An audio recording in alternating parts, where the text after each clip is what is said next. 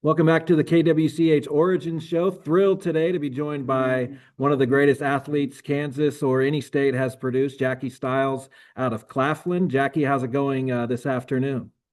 It's going great, but you're making me blush with that kind introduction. Thanks so much. No, I'm just honored to be on your show. I was worried I wasn't going to be effusive enough about Jackie Stiles, but so to catch us up, what are you up to now? I see you're kind of at your gym there. You're a trainer. I don't want to give the answers away, but what are you doing now?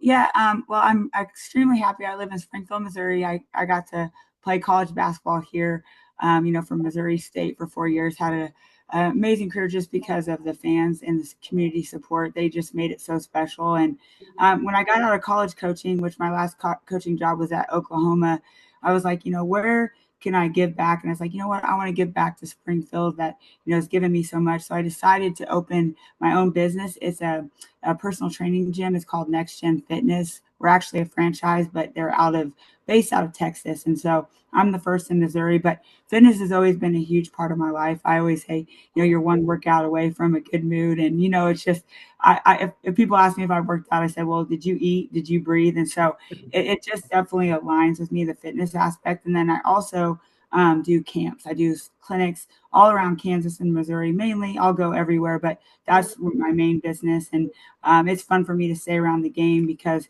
obviously the game blessed me so much, so I want to give back that way as well. Yeah, and when I say you're one of our greatest athletes here in Kansas, I'm talking about 3,603 points in high school. Obviously, you go on to Southwest Missouri State at the time to become, when you left, the career leading scorer in NCAA Division One basketball. You're a 14-time state track champion. There's just lore about Jackie Stiles that goes back into your childhood, and that's jokingly kind of the concern I have with you coaching and training others. How do you find people that are as dedicated, hardworking, and that it just matters as much to them as it does to you? Well, it's not always, sometimes our strengths are our weakness. And my drive was definitely my strength, but it also could be my weakness at times because I didn't know when to stop. But, I'm relatable. I believe my story is relatable because when you look at me, no one has ever said to me, you must play professional basketball. I mean, I blend in with my camps. I mean, I'm 5'8", barely 5'8", and I'm from a really small town.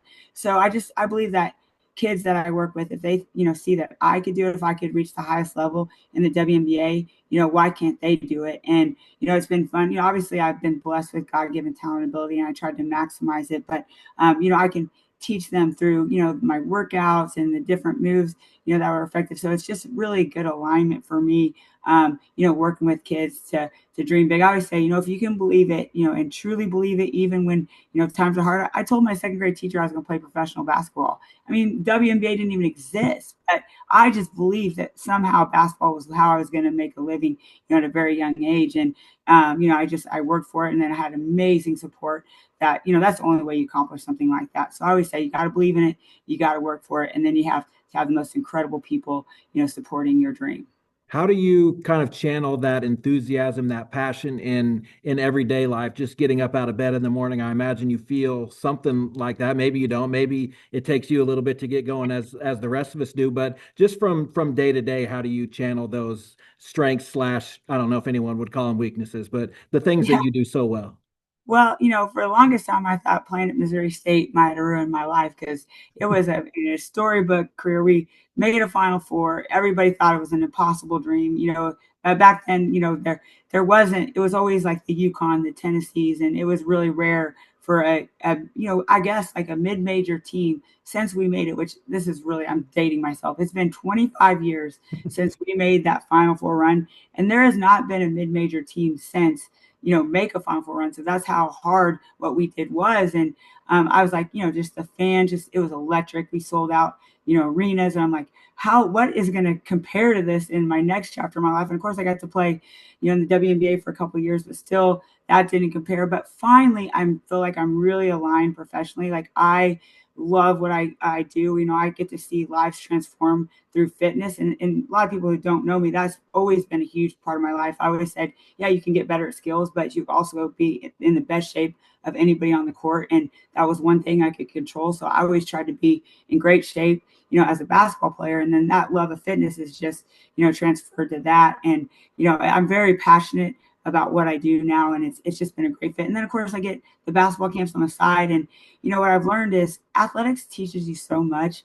Now with running a business, it's basically getting a team and putting them in positions that they are strong, where they can do their best work. And it's just been really fun for me to transfer, what I learned on the basketball court through athletics to, business and running a gym. What's your fitness regimen? We know back in high school, even before it was 1,000 shots a day that you wanted to make. Do you have routines like that still as far as fitness goes? Are there certain goals that you want to achieve daily, weekly, monthly, yearly, and how do you kind of set those?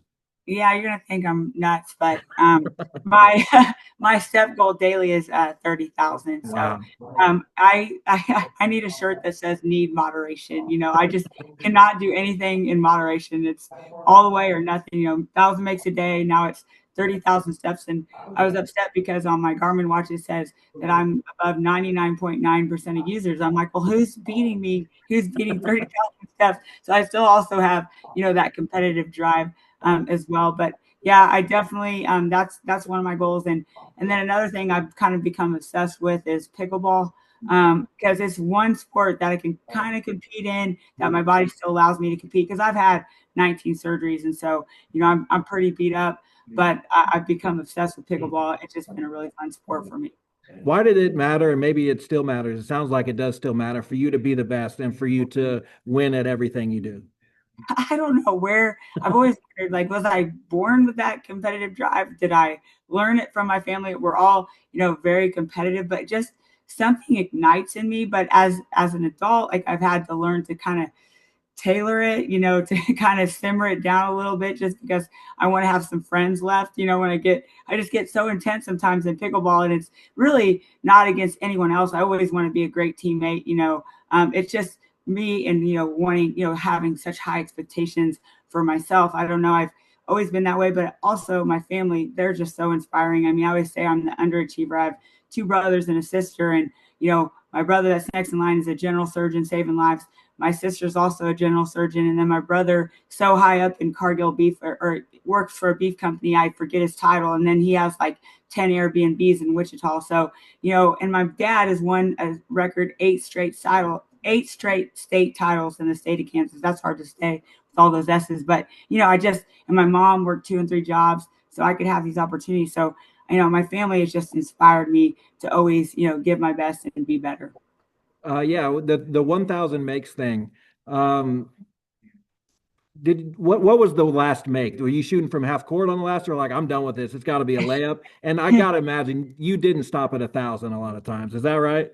Well, when you make 1,000, I've always wondered how many did I shoot to make those 1,000, but you became definitely more efficient because I didn't have the gun back then. If I had the gun, I definitely would have made more than 1,000. But if I was by myself, I had to use this toss back, and young kids don't even know what a toss back is, but it's just a square net that I would set up under the rim. And so if I made it, it would slowly bounce back. But if I missed it, it's ricocheting off and I'm running after the ball. So I think that made me real accurate eventually because I was tired of running after the basketball. But if I could bribe my siblings into rebounding for me, it would cut it in half, and it would be I could do it in about 2.5 hours. But if I had to toss back, it was 4 hours. So I just wish that I would have had some way. I'm sure they have a way now, but of tracking total how many shots I shot or made throughout my entire career. It would be interesting to see. But a movie came out a few years ago about my life. It's called the Jackie Stiles story. And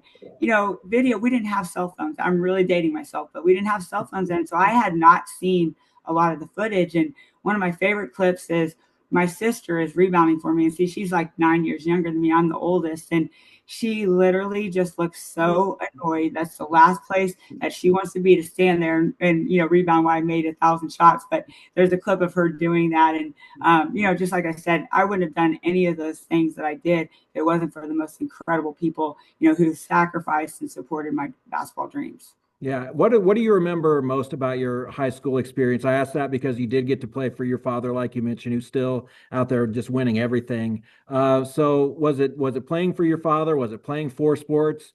Was it being in the classroom? Maybe I don't know. What did you take the most away from those 4 years?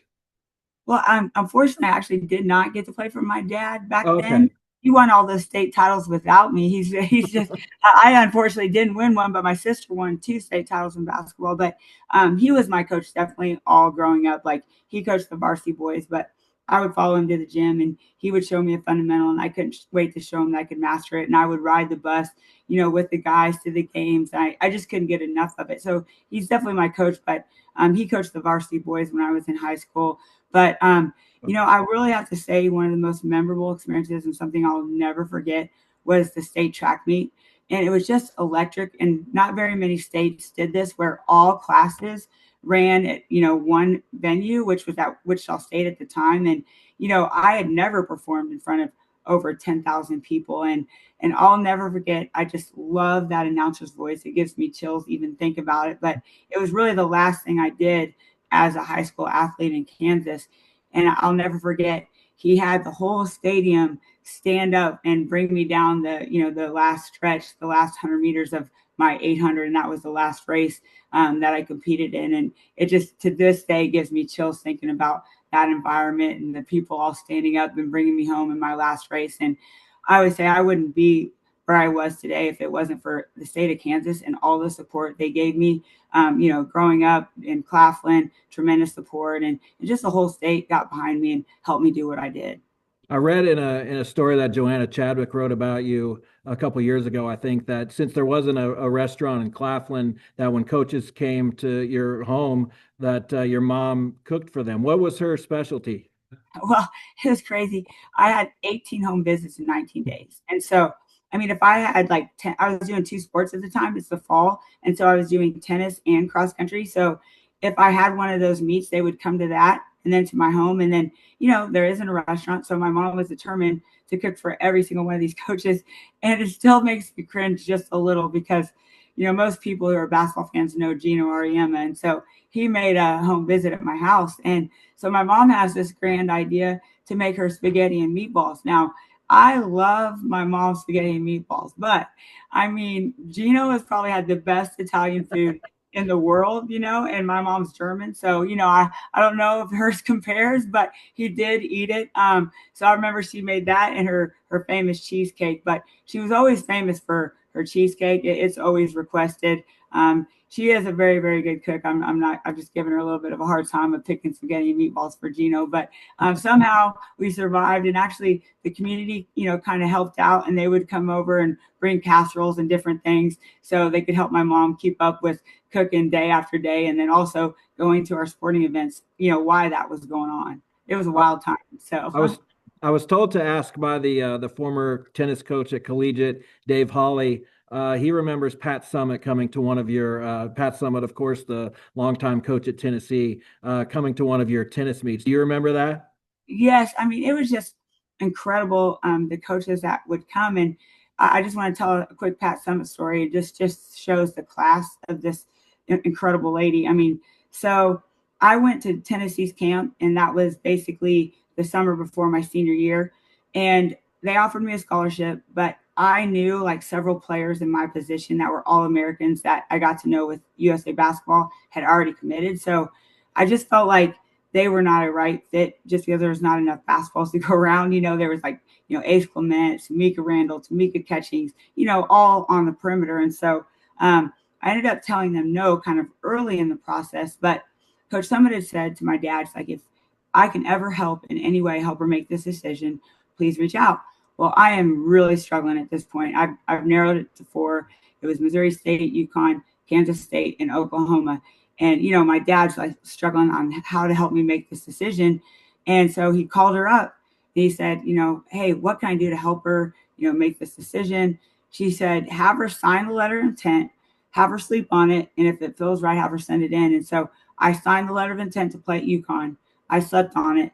I knew in my heart it wasn't where I wanted to go. And I was able to have the courage to say, you know what? I want to go to Southwest Missouri State, even though it was like a disappointing day when I signed. I had to sign quietly because everybody was like, why would you pick that? They first thought I should go to UConn or stay in state with Kansas State, so I just no one could understand the decision. But I had been to camp there. They started recruiting me in junior high. And so I went 5 straight summers and I knew kind of the program and And I believe we can make a Final Four, even though it was an impossible dream, and we were able to do it. So I just believe I was meant to be a Bear. So Yeah, that's my Pat Summit story. So yeah. and obviously you coached at Southwest Missouri State, Missouri State. You've got the hat on. That school still holds a pretty important spot in your heart, doesn't it? Once a Bear, always a Bear. I mean, I just still am just flooded with the most amazing memories. And, I'll never be able to get back all that this community has given to me through everything, not just my basketball career, but, I was diagnosed with a rare cancer in 2018, and the support that I had surrounding me, I don't know if I would have survived that if it wasn't for them. And so I was so blessed that, that coach was sitting in the stands watching the older girls play and just killing time. And she just hung around to watch our game and then had me come to camp. And, that was right after they made the first Final Four. And I remember watching it on ESPN with my dad. And so I just, sometimes it's God's hand. I really, truly believe, I was meant to be a Bear. And a lot of people don't know that I lost my baby sister. I was the oldest of five, and her name was Carly.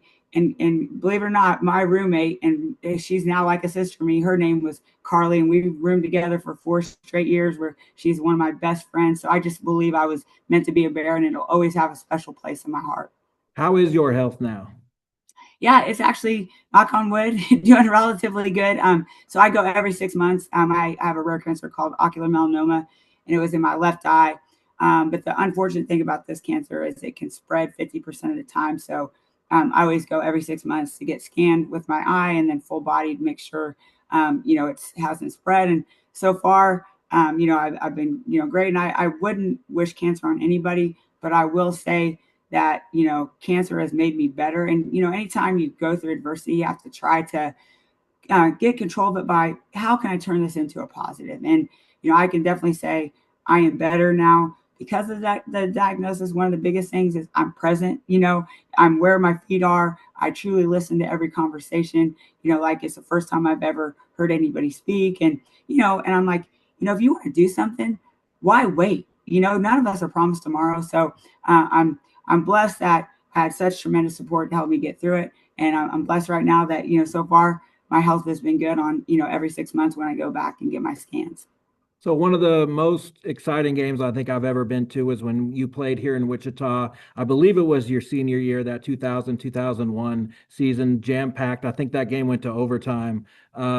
You played incredibly, as you did in just about every game. So what do you remember about that day? Well, I don't know why I could not. I felt like I never played my best games in Wichita's arena. I don't know if it was all the yellow, but they had amazing fans every time we came back. And I'll never get though, because people thought that I might break the record my senior year at Wichita because I would have had to score like 40 some points, but it was possible because I had done it before. And I will never forget this moment. It happened at Wichita State. So we're done with the game, and it was getting to the point where I couldn't hardly warm up because fans would come down while I was warming up, and I would, ask for autographs. And I swore that I would never turn down an autograph if anyone asked me for an autograph ever. And so, I couldn't say no. And so, but then it was distracting. We couldn't warm up, and so all of a sudden, right after the game, I literally have a professional bodyguard with a headset and everything. And he was like keeping fans away. I was like, oh no, it's okay. I'll sign. But let me tell you, my teammates never let me live that down. Having a bodyguard when I played at Wichita, and from that point on, I had one the rest of the season. But that was just the support and how amazing our fans were, and it pushed you to be better because you wanted to make them proud because of the way they supported you. So that was one moment I'll never forget in Wichita's arena. What was it like approaching the career scoring record and then obviously surpassing it? And how much during that time did the name Lynette Woodard come up? Obviously out of Wichita, but not an NCAA player, so it wasn't your record that or her record that you broke. So how much did her name come up, and what was that overall experience like for you? Well, it came up a ton, but just she was my childhood hero. I mean, I went to Harlem Globetrotter game. I had the whole outfit. I had her uniform. I loved Lynette Woodard and everything she stood for. And so, yeah, definitely her name came up just because of, for sure, the Kansas connection. We're both from Kansas. But I idolized her, growing up.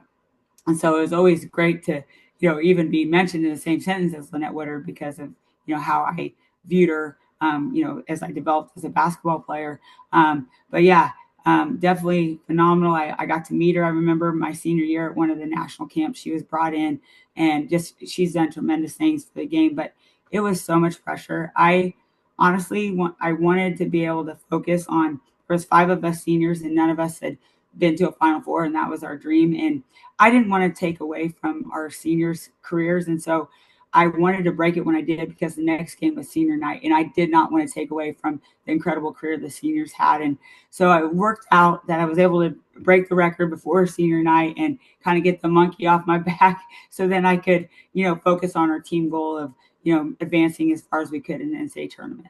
I think the fact that, a few players have surpassed your record since you stopped playing at Southwest Missouri State makes your record that much even more impressive because it puts you kind of back in the spotlight and you see all these amazing players who have played. What have you noticed about the game over the past 10 years? Did you watch much of Kelsey Plum or Caitlin Clark? And do you think I'm asking a bunch of questions here, but do you think if the 3-point shot had been more prevalent during the time you played, that maybe you'd had an unbreakable record?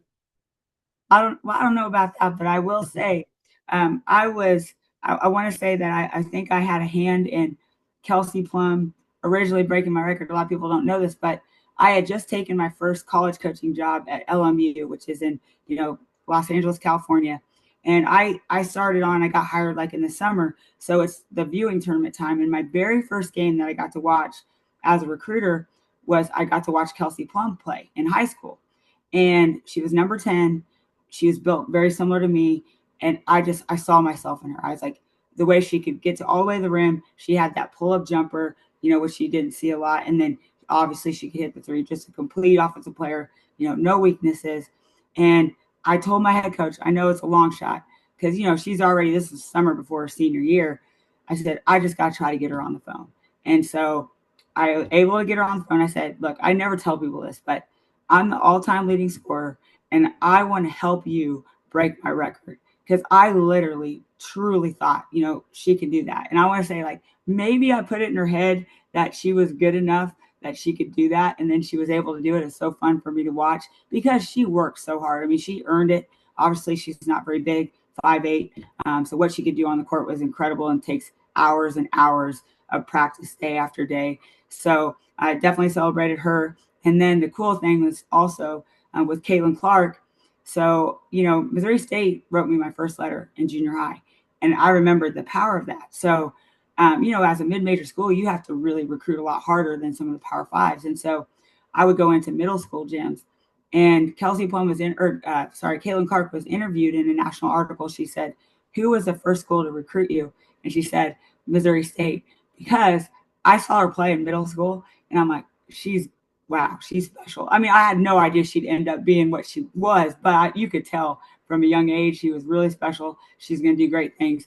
And so I wrote her a note. Unfortunately, we didn't get her to be in a Lady Bear uniform, but it was fun kind of being a part of both of those players' careers because they were just phenomenal. And the things that they've done for women's basketball, it should be celebrated. It's been fun to watch. So you're in the Women's Basketball Hall of Fame. You made the Final Four. You're in the Kansas Sports Hall of Fame, All-American Conference Player of the Year, WNBA Rookie of the Year. What do you think is your greatest honor that you've received? And I usually never say like, individual honors or that never drove me. Really what drove me was winning. I hate to lose. I mean, I hate to lose more than I like to win. I just can't stand it, as you know, as we talked about earlier. But I will say the WNBA Rookie of the Year because, a lot of people thought that I couldn't score like I did in college or I couldn't make it at the WNBA because of my size. I wasn't a point guard. I was a two guard. So really, people thought that I wouldn't be able to make it at that level. And, obviously I had a very short career because injuries ended my career short. But just me having that rookie season halfway healthy showed that, I could play at that level. So that award meant a lot to me, even though it was an individual award, just because, so many people doubted that I could play at the next level. And they just thought I scored the points because I was at a mid-major university. So that kind of, I guess, validated me. And so I would say that definitely was probably the most special award. So I haven't won anything nearly as much as you have won about everything, but I know my family hates playing board games with me because also I really hate to lose. How does that come out for you? Is it a board Oh, game thing? Is it something else? oh, everything. Everything? Yeah, I mean, yeah, it's like pickleball. Like literally, I've had to like have conversations inside my head trying to dial it down because, I've thrown paddles. I've, totally embarrassed myself, so I've tried to be better at dialing that down a little bit. But just like I said, something ignites, even in board games. My mom's always like, when I come home for Christmas, we play hot potato. And I get my nephews, I say, if you're going to play, you got to put $1 in the pot. And I'll take their money. Like, I will like not let them win. And my mom's like, oh my gosh, you're going to take your nephew's money. I said, yeah, they got to learn how to earn it. It's not given to them, but I just, for whatever reason, I've been born with that just natural competitive. And then, you add the drive to it. I just have to sometimes dial it back because it can be a little too much, a little intense. So trying to work on that in the second phase of my life. So I think it's captivating as we are. People who are watching this are going to be, man, who's that dog back there? That's a cute dog. So tell me Yeah. about the dog. Yeah. So um, that's my first dog on my own. His name is Jax. Jax Jordan. That's his middle name. But right now he used to have a Jordan collar, but now he has a pickleball collar because right now that's my new obsession. But yeah, he's a Bernie Doodle, and I got lucky. I can't take my parenting skills as credit for the way he's behaving right now, but he has separation anxiety, so he comes with me everywhere. It's me and Jax pretty much everywhere we go. So yeah, I'm glad you gave him a shout out. So finally, what challenges do you think you have left to conquer in your life? You've done so much, but I know you're like you said, nothing in moderation. You jump all the way in with things. So what would be on your list of I got to do this? Well, one thing is, I feel like as of right now, like there's like not truly anything that, I want to do. Like if I want to do it, I go for it. I don't wait. But really the second phase of my career is not so much about achievement. It's not as much about success. It's more about significance. How can I align my skills and my gifts and my talents to help the most amount of people? So that's really what my focus is. What got me up at from a young age was I want to be the best basketball player I could be. That was a very selfish mindset. Now it's how can I help the most amount of people, possible. So that's really, what gets me up, you know, out of bed and excited to take on the day is just trying to help and serve people because so many people sacrificed so I could do what I did. Well, Jackie, I really appreciate your time. It's obviously an honor to speak to you and gives me a lot of credibility when I say, hey, I got this thing with Jackie Stiles that I'm putting up. So I really appreciate it. Thanks for everything. Oh, thank you so much. And thank you for all those kind comments. Like I said, you make me blush and I'm going to have a little bounce my step the rest of the day. I appreciate it. Thank Thank you. you.